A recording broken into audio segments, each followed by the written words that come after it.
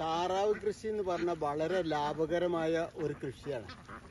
7 മാസം കൊണ്ട് മുട്ടയിടും. ഒരു താറാവ് മുട്ടയ്ക്ക് 15 റുപ്യ ഇട്ട് 12 എന്തായാലും കിട്ടും.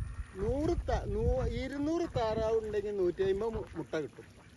150 മുട്ടയ്ക്ക് എങ്ങനെയായാലും 1000 റുപ്യ കിട്ടും. എല്ലാ കേരളത്തിലെ എല്ലാ സ്ഥലത്തും വളർത്താൻ പറ്റിയ ഒരു കൃഷിയാണ് താറാവ്. അത് കാരാചെമ്പല്ലി കുട്ടനാടൻ താറാവുകളായിരിക്കണം. പിന്നെ തീറ്റൻ്റെ കാര്യമാണെന്നുണ്ടെങ്കിൽ കമ്പനി തീറ്റ അധികം വാങ്ങിക്കൊടുക്കുക, എപ്പോഴെങ്കിലുമൊക്കെ വാങ്ങിക്കൊടുക്കാന്നല്ലാതെ എല്ലപ്പോഴും കമ്പനി തീറ്റ വാങ്ങിക്കൊടുക്കാന്ന് പറഞ്ഞത് അത് മുതലാകാത്ത കേസാണ്. അപ്പം എല്ലാ നാട്ടിലും കല്യാണ മണ്ഡപം ഉണ്ടാവും. ആ കല്യാണത്തിൻ്റെ വേസ്റ്റ് നന്നായി തിന്നും. പിന്നെ ഇതുപോലെയുള്ള കുളങ്ങളുണ്ടെങ്കിൽ വളരെ സൗകര്യമായി. പുഴകൾ, തോടുകൾ, അരുവികൾ എല്ലാ സ്ഥലത്തും വളർത്താൻ പറ്റിയ ഒരു സാധനമാണ് പിന്നെ താറാവ് കൃഷി. ഈ താറാവുകൾ കോഴിനെ സംബന്ധിച്ചിടത്തോളം പ്രതിരോധ ശേഷി കൂടുതലുള്ള സാധനമാണ്. അപ്പം പിന്നെ വല്ലാതെ നഷ്ടങ്ങൾ സംഭവിക്കില്ല.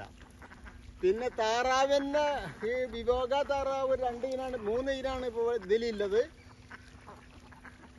കാരാചെമ്പല്ലി, കുട്ടനാടൻ താറാവ്, പിന്നെ വിഭോഗ.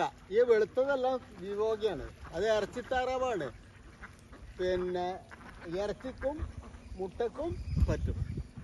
അങ്ങനെ ഒരു കുടുംബത്തിന് വളരെ നന്നായി ഒരു പണി നോക്കാതെ ജീവിക്കാൻ പറ്റുന്ന ഒരു ഏർപ്പാടാണിത്, ഈ കൃഷി. അതോടുകൂടി 1 ഏക്കർ സ്ഥലം ഉണ്ടെങ്കിൽ ആ കൃഷിയും ഇതും ഒരു പശുവും 2 ആടും ഇതൊക്കെ കൊണ്ടുപോയ സുഭിക്ഷമായിട്ടുള്ള ജീവിതം നമ്മൾ വിഭാവനം ചെയ്യുന്നു. ഈ ഒരു മാനസികമായ ഒരു ഉല്ലാസവും ഇതിന് കിട്ടും. ഇറ്റങ്ങളെ വളർച്ചയും കളിയും എല്ലാം കാണുമ്പോൾ ഒരു മാനസികമായ ഉല്ലാസം കിട്ടും. അതൊക്കെയാണ് ഈ താറാവ് കൃഷിയിൽ നമുക്ക് പറയാനുള്ളത്.